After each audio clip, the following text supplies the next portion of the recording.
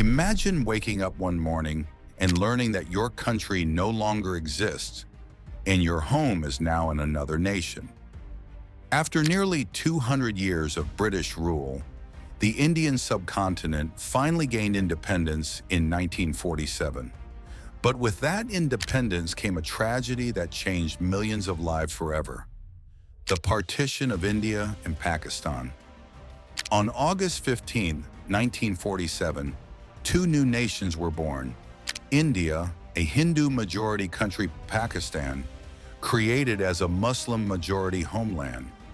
While many had dreamed of freedom, the reality was heartbreaking. Over 17 million people were displaced, and around 1 million lives were lost in the migration and violence that followed. But how did it come to this? Before colonization, the subcontinent was made up of hundreds of princely states where people of various faiths, Hindus, Muslims, Sikhs, and others, coexisted. Tensions existed, but so did centuries of shared culture and community. Then came British rule, and with it, a strategy called divide and rule. By promoting political divisions based on religion, colonial authorities deepened rifts between communities. Yet by the 20th century, resistance had begun to grow. Led by the Indian National Congress, including figures like Mahatma Gandhi and Jawaharlal Nehru, the push for independence took shape. This was a largely non-violent movement, bringing together people of all backgrounds against British rule. But as the movement gained momentum, concerns began to rise, especially among Muslims, who made up about a quarter of the population. Could a united India protect everyone's rights equally? Many Muslims feared marginalization in a Hindu-majority country. Under British rule, they had special representation. But what would happen after? This concern led Muhammad Ali Jinnah, leader of the All India Muslim League, to propose a separate homeland, Pakistan. Meanwhile, some Hindu groups also began calling for a more exclusive Hindu identity for India. Tensions escalated. Riots broke out in various parts of the country. In 1946, Lord Louis Mountbatten, the last British Viceroy of India, held talks with Congress and the Muslim League. Eventually, a decision was made.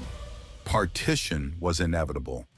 To draw the borders, Britain appointed Cyril Radcliffe, a lawyer who had never set foot in India. He was given just 36 days to split the region using outdated maps and census data. The result: India, West Pakistan, East Pakistan. But one critical region, Kashmir, was left unresolved, planting the seeds for future conflict. As the borders were announced, millions had to move, often overnight. People left behind homes, neighbors, and memories.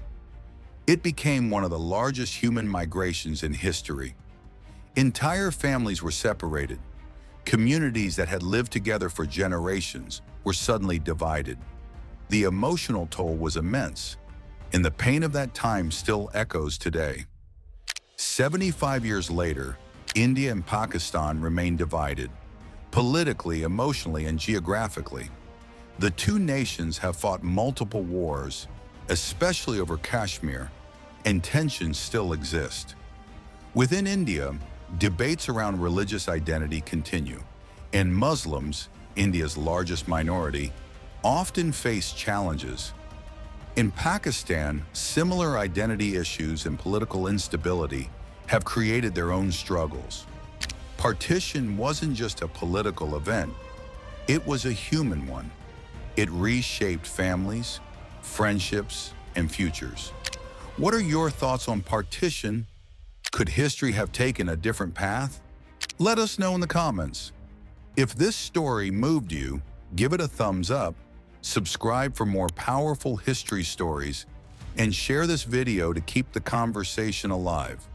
Because understanding our past is the first step toward building a better future.